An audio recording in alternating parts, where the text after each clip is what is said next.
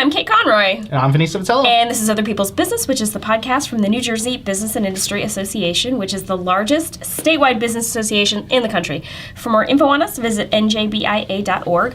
We release a new episode every other Wednesday, so be on the lookout. Shout out to New Jersey Manufacturers Insurance. They provide home, auto, and workers' comp insurance, and they are the official sponsor of the show, so check them out if you need some insurance. Just a couple housekeeping matters before we get started. Today's podcast is available every other Wednesday or whenever you want to listen to it on the podcast network of your choice. That's iTunes, Amazon, Google Play, wherever you want. If you're not into the whole podcast thing, you can check this show out on YouTube. See these smiling faces every other Wednesday. If you're listening to this on a network that allows for ratings and reviews, we would totally love that 5-star review. Helps us get discovered by more awesome listeners just like you. If you love us, give us the 5 stars. If you hate us, just don't watch the show, you know? Yeah, just stop. And we would definitely encourage you to subscribe. So if you go to njbia.org/subscribe, they'll notify you whenever we're new. Absolutely. So with us today from our very own marketing department is Whitney Lewis. So Whitney, say hi. Hello, everybody. Tell the audience a little about yourself. I'm Whitney Lewis. I work here with these great people here with BIA. I'm the marketing coordinator. It's been 5 years. Oh my goodness. Over 5 years, almost 6 years that I've been with BIA. So pretty much all of the planned content material that comes out of BIA, my team works with it. I work on that team. Tell me what planned content is. So a lot of the emails that come out, a lot of the social, this is the social media team here. We are the social media committee. Yeah, actually, we should give a shout out to Angeline Lee, who's not here with us today. But the social media at BIA is done by the three of us and Angeline. Yes.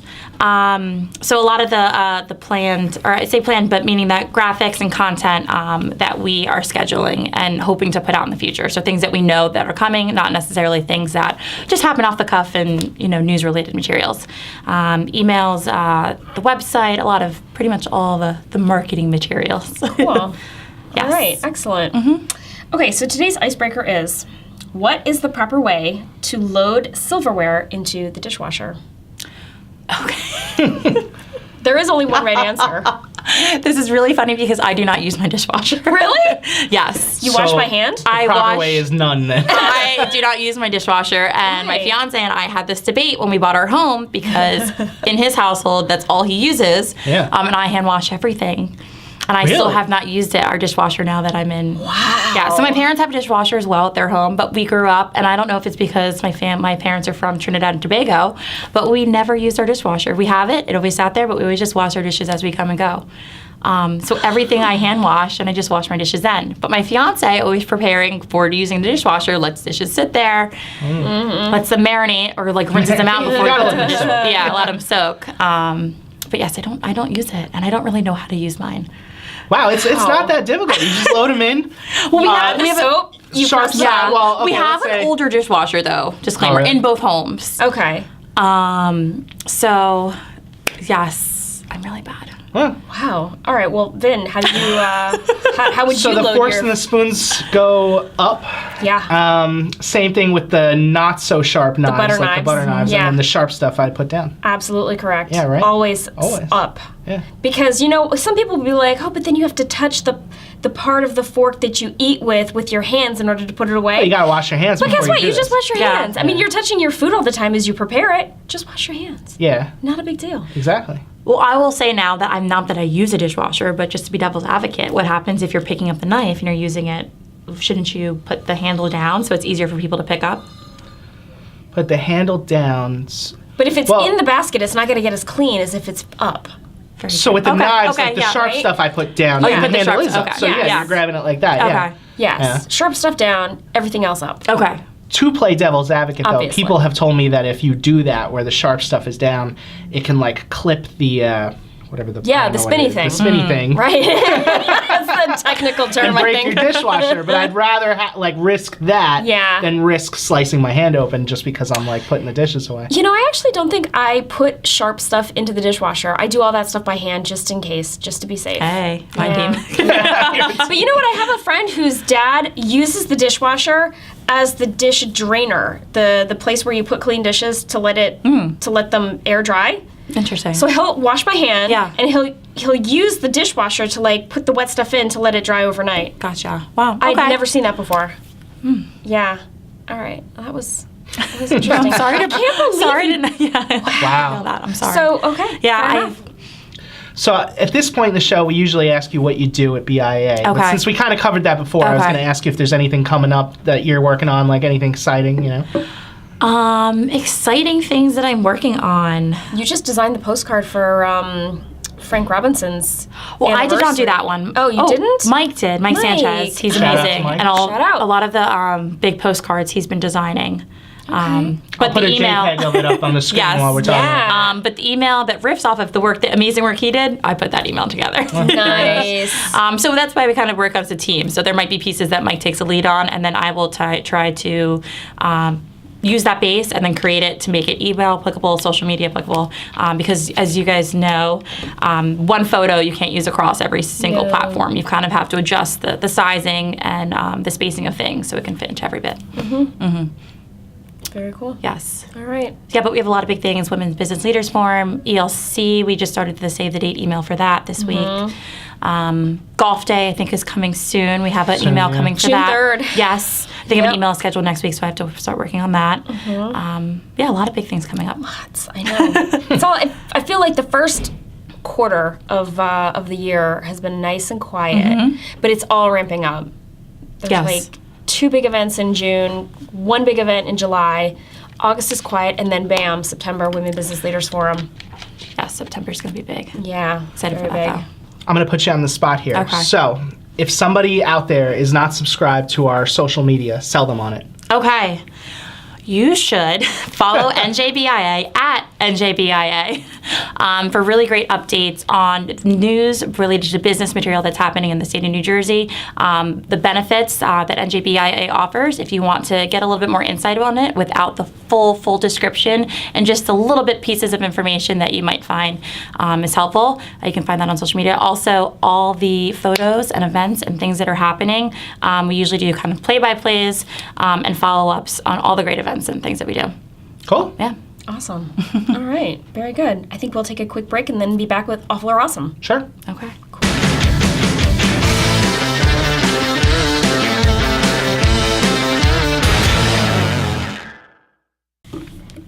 Okay, we're back and it's time to play Awful or Awesome. I'm going to name 3 things, and you have to decide quickly if they're awful or awesome, and then be prepared to defend your answers. Are you ready? Okay. Ready. All right, first up, vacationing with your in-laws. I'm divorced. I've never done it. I don't know. Yeah. I've done it many a time, have. and it's been quite awful planning. Oh, awful planning. But I will say it's awesome after the experience. I would say that when you come back from it, you kind of have really good bonding experience with your in-laws Sure. and family. But the whole time period getting to that point It's painful. is painful. Yeah. It's painful. That's a really good way of expressing it, because I was Yes. going to say, as a divorced person, I can Yes. speak freely. Awful. Here we go. Awful. Yes.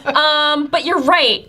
On the other side of it, you're kind of grateful for the experience. You've bonded Yes. a little bit. There was maybe some yelling, some tears. It's Yes. fine, but Yes, and I say that it's funny because the question, I just got a text message from my future sister-in-law this week about vacation planning for the summer. Oh. And I say it's awful because we're stuck in these situations with my fiance, and his work schedule doesn't allow us going. So she's asking me, and I'm like, I don't know. So it kind of puts us in this awful position because I know there is going to be possibly a debate or possibly a discussion about it, and I unfortunately always have to side with my fiance, but yeah. I know that there's no wiggle room, and we're gonna fight a little bit fight some things out, but it will all work out and we'll go on vacation. It is what it But is. it's deciding the week and the time and getting so many people together and figuring out this and that. It's hard to get a large group, so that's why I say the planning is awful, but the time is usually pretty good. I like it. Ben, Yeah, no, I've never done it. I think we're going to be in a position to have to do it more going forward. because you got the kid. I got the kid, and everything is Chloe's first this and Chloe's first that, and nobody wants to miss it. And it's like, yeah. Like, I talked about how later in the year we're going to California for my brother's wedding, and that's at Disney.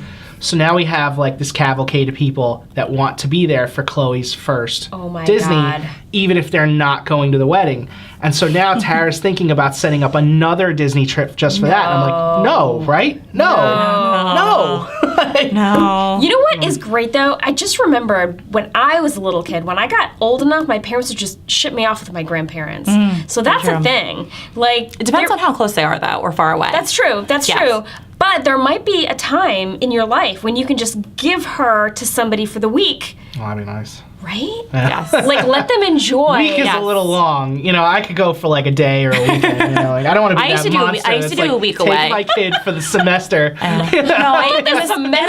In the summer, I used to do a week with my grandparents and then a week with my godparents, and that was usually 2 weeks away in like August or so. How old were you when that started? I'd probably say like 2nd or 3rd grade, Right. and then it used to be years all my old? cousins would go too at the same time. So all the cousins would get the week together with grandparents, and we get to spend the time. And I bet your parents were like, party. Oh yes, Yeah. oh for sure. The roof would come off. Let me tell you. And you were an only child, and I suspect you were a pretty good kid. Yeah, It's so not of like- course there was always a little bit of drama with that because then my cousins and I, we kind of go in a row. So it's my oldest cousin, then it's me, and then my younger cousin. But then they're sisters. So whenever we would do these trips together, it would be my older cousin and I always had these times together. And then my younger cousin felt left out. But then when we would go back home, it'd be the two of them, and I would be the one left out. Sure. So there's always a little bit of drama there, but Yeah, I dynamics. thought about you with the Disney because that's where we did our family trip last year. Yeah. Steve's family, and we brought his niece, our niece who is going to be 3 this year. How did it go? It was tough. Yeah. It's really tough bringing a toddler to Disney. I think I will personally wait till my kids are around like 8 or 9. Yeah. But it was really, what I it was would've fun. liked. I mean, I love Disney, and it's really cool seeing it through a child's eyes. But financially, time-wise, irritability-wise, like it's just, it's just I want to very start tough. a pool on how long it's going to take before she's just over it. And I think I'm going to win at like 20 minutes. Yeah. We'll see. Yeah. That would happen. The first couple, and then it's like you want all these photo opportunities because you're in Disney World and you have all the characters. Yeah. And after the first character, sometimes the kids don't care. I mean, some might, but I just know in our case, it was 1 or 2, and then I'm over it. I'm over it. She's really into Minnie Mouse. I don't think she knows who any of the other characters are at this point. She's too little. Yeah. You know? So I thought you were going to say a pool on how long until she's over it, meaning like by the time she's 5, she's totally going to be over it. You I meant mean, hours. That day. Yeah, that day. Yeah. Wow. Yeah. Yeah. That didn't even occur to me as a possibility. yeah. Too small. Yeah. It's fair, yeah. Because she is 2.5, 3? No, she's No. 19 months. Oh my gosh. Yeah. Yeah, it'll, We're not even 2 yet. She it'll won't be an She experience. won't be 2 when she's there, or maybe she will be. The photos will be amazing. Yeah. The initial reactions will be great, but they will be few. I would say few and far between because you're going to have a lot of I'm tired. Yeah. I'm hot. Hungry. I'm hungry. And then you'll get this really, really cute moment, and it'll make it kind of all worth it. Yeah. She'll still be in diapers at that point, so at least you won't Yeah. have to wait in Yeah. line for like The bathroom. strollers are tough because you have to carry everything and bring everything. But again, There for are a no parent, strollers? or you have to bring the stroller. But you have to. Oh, you have to bring the stroller. You have to bring the stroller and pack everything. Okay. You guys are Wait, you used to can that. skip the line if you have a kid with diapers? Well, I just mean that you could change her. Because you're like, no. Well, I don't know. Life works, Kate. So I'm not a parent, but I was thinking you could just, create a human shield and change her on a park bench instead of Oh, okay. waiting in line. Sure. But I say this now, but I bet when I have a kid, I will probably be on the opposite side saying, I want to go to Disney and I want to do it now. But when I'm thinking rationally right now, I don't see it happening. It sounds terrible. Well, All I right. hope you enjoy it. yeah. Next up, daylight savings time. Daylight savings time Awful. is heinous. Awful. Yeah, right? I'm so glad I'm not the only one. It was awful. Yeah. I I'm think it's now time to finally get rid getting of it. back into Yeah. a schedule after the whole week of It took a week. I Yes. felt like I had been hit by a Mack truck. I as well. Yeah. It's just ridiculous. And I'm not even talking just about that because that's terrible. Yeah. But just think about okay, I got this one clock in my house and it thinks it's really intelligent. It's like, Right. hold on, I'm going to do this whole daylight savings thing for you. And I guess it's just old enough that we used to have different times that we did this or different rules. It's never right. So anytime daylight savings time comes, I have to spend 40 minutes trying to trick this clock into being right. And yeah, I should just go buy another Just clock. throw it away. But this clock is amazing. Do you wait other it than- out? So What do you mean? I waited until my car doesn't change. No, mine either. And my fiance was yelling at me this weekend because it was Sunday afternoon and I still had not changed the time. And I was like, I'll get around to it. He's like, let me just do it for you now. But that was the only clock that I'd left to have to change. And I was like, I'm just I going to used wait to it have a out. clock above my fridge, and it was difficult enough to get to that I never changed it. So, half the year it was just wrong by an hour. Fair enough. Because I had to like grab one of the island bar stools, drag it over the fridge, climb up on top, and I just don't. No. There was a year, I don't know if it was last year or the year before, where we did that with this clock. Because what it does, it projects the time onto the ceiling so that at night, like you open your eyes, you can see what time it is. Wow. Yeah. That's very fancy. And I love that about it. But like, it's just this one thing about it that is terrible. But there was one year where we just let it go. And, you're doing that math in your head, not that it's like math, right. but like 3 o'clock in the morning when you're looking at it. Is it 3 or is it 2? Yeah, exactly. Or is it 4? I don't know. And you get so used to doing that when Right. it's right again, like you're still kind of doing that. It just screws up your whole life. Yeah. Like, It totally why? does. Why? Like, it's ridiculous. Yeah. I also used to, going back to the clocks on the cars, I used to keep my car clock 10 minutes behind, or 10 minutes fast. So I always thought I was late. Yeah. And it would get me moving a little bit quicker. It's a good way to be on time for stuff. Yes. No, I don't do it right now, but I did that for like a good 10 years. Yeah. I used to do that too with my like watch. It gets to be like a dangerous game, though. It does. Yeah. It does. True. I spent a lot of time waiting for people. That's annoying. I think there was one point I didn't realize Tara was doing that, but she like had set her clock, I don't know, some amount of time off from what it really was.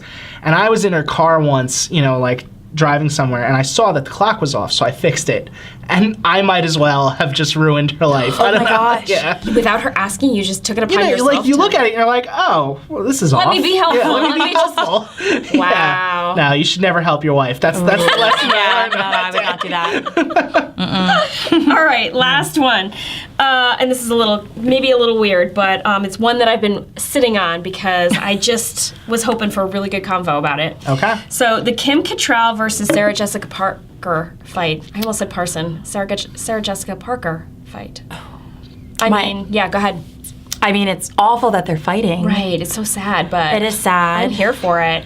I am here for it. I mean, whose side are we on? Oh, Kim Cattrall. I'm on Kim Cattrall. Obviously. Really? Yeah. I feel like I'm on Sarah Jessica No Parker's way! side. Okay, explain. Well, maybe that's because I'm not too well versed in it. Maybe. Okay, me neither. And I don't know that I definitely know the origin story. Okay. I just know that SJP can be a little bit too much. Yeah. And Kim Cattrall always comes off on social media as like very chill, very laid back, very like genuine, Okay. authentic.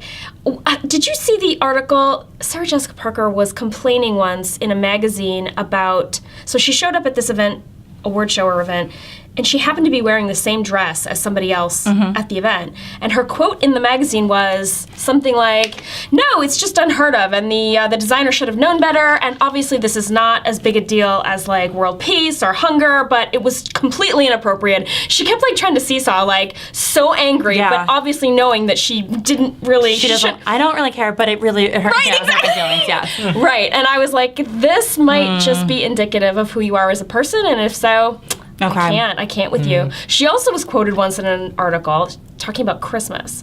She said, "In my family, on Christmas Eve, the tree is naked and unadorned, and all of the children..." That'd make it easier. Right, all of the children go to bed, and then everybody who is an adult decorates the tree so that the little kids come down in the morning and to a tree that Santa has decorated. Wow, that's high And maintenance. right, It high maintenance. I was just It's a like, lot to do on that one night. Yeah.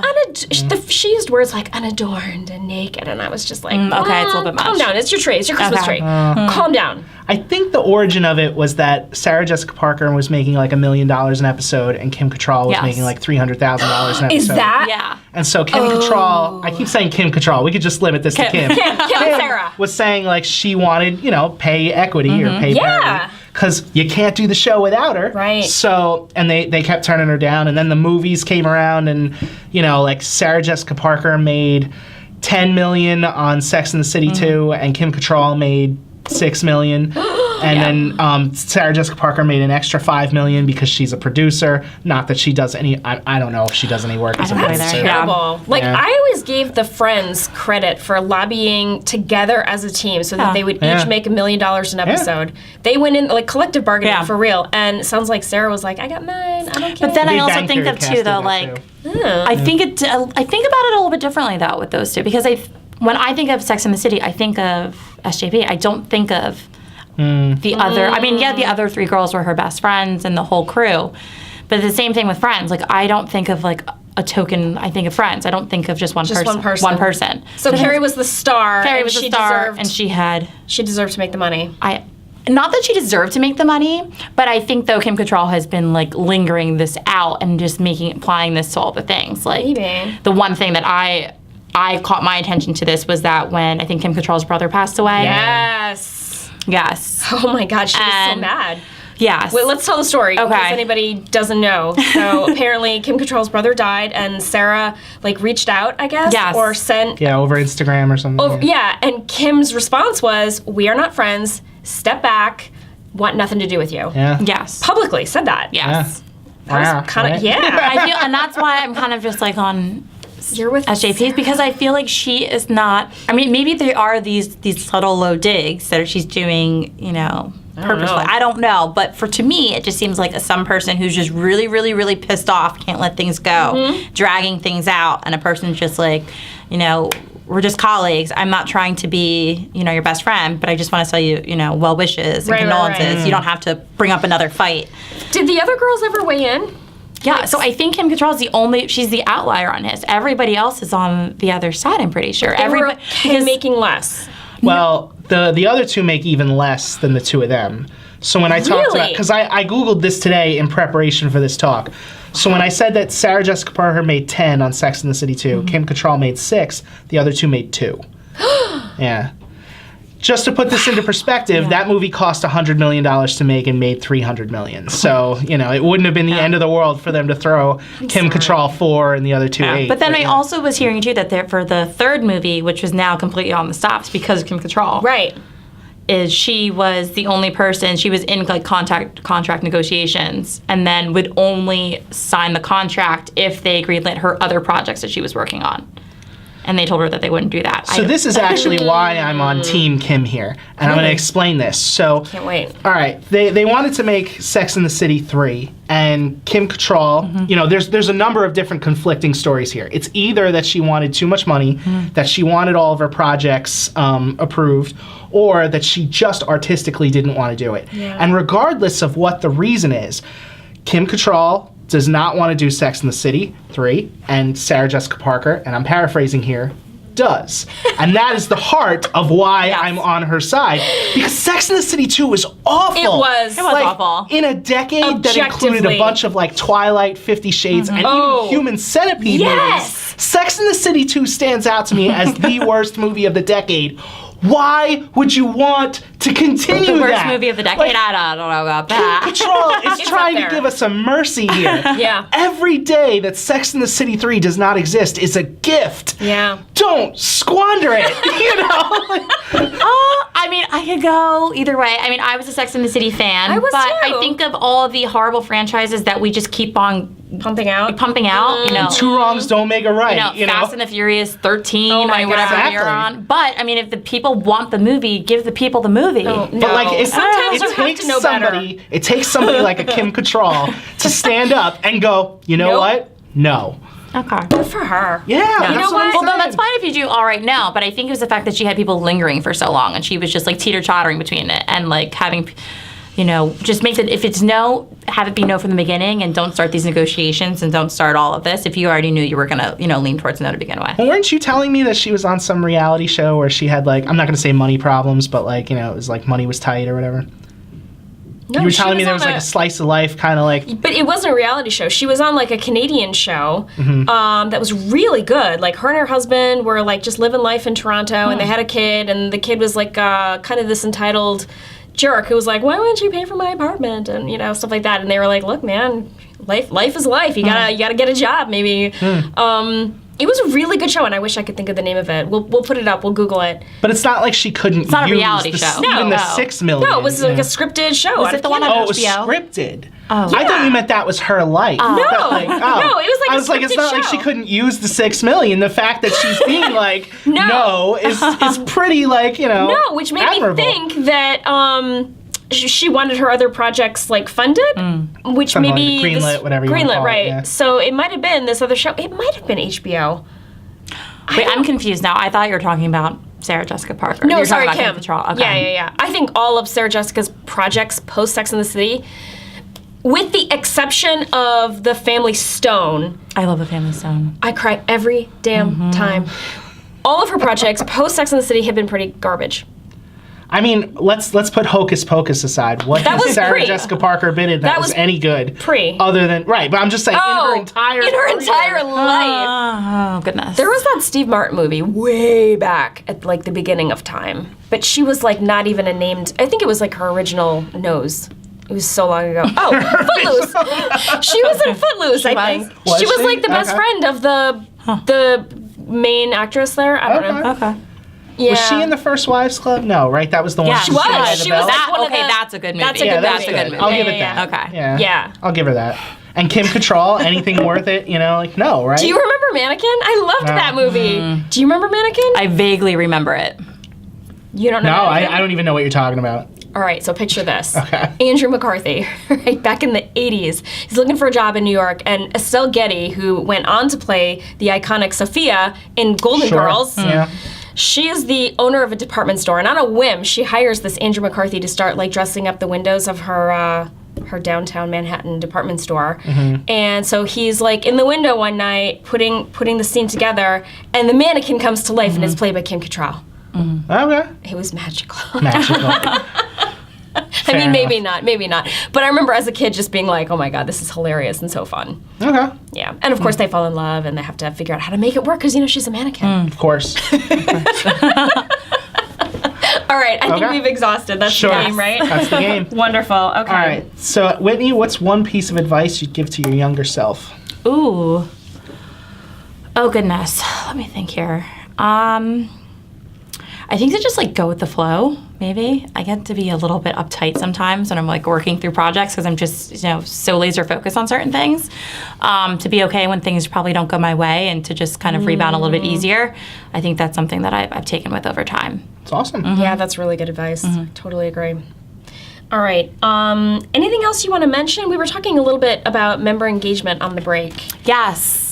Well, I would just say that that's one of the big things that BIA is working on for this year and that I've kind of been working in my projects. So if you are a recent member or you've been a member from BIA, you probably received an email that I created and sent out. And it's to give you a heads up on some of the other benefits and the other things that BIA offers. Because a lot of our members, they might have joined for one specific reason and they might get a lot of use out of that, but we want to just showcase the whole back office suite of things that we offer our members. So I kind of send in those once in a while emails. When you first join is a welcome, once every 6 months after you join, and then every 3 weeks for people as well. Nice. Yeah. Yeah, I agree. Member engagement is very important to BIA, and so we're always looking for new ways to plug members Yes. into what's going on. We offer so many amazing benefits, so we just want to make sure that they are really getting the most use out of their dues. Absolutely. I feel like asking, like, what are the benefits, you know, like popcorn them out. Well, one of the biggest ones is the health benefit solution. Yes. So health continues to be one of the most expensive things to offer employees if you're a business owner. And so we have this great solution that not only will save people money, but offers a dividend, which is like almost unheard of in Wow. the insurance industry anymore. It's great. We've got credit card processing. We've got a shipping program. We've got Discount on prescription programs. HR and payroll with Prime Point. That's right. We've So if got you're in hotlines. business in New Jersey, you can Yes. save some money. And it's should really been totally. great. The past 2 years, I kind of work on these emails, and it used to be like a block of 9, then it was a block of 12. Now I'm Yep. at like a block of 16 benefits. Wow. So we've really been adding a lot more to our toolkit. Absolutely. Yeah, it's been a lot of fun. Very cool. All right, cool. I think that might be our show. That's the right. show. What? What? Thank you to thank you to our listeners, especially the subscribers. We appreciate the support. Thank you to New Jersey Manufacturers Insurance Group, the official sponsor of the show. They do home, auto, and workers' comp, so check them out. And finally, thank you to Whitney Lewis thank you, of our guys. marketing This is fun. department. We had such a good time with you today. Thank you. Thank Yes. you. All right. See you next time.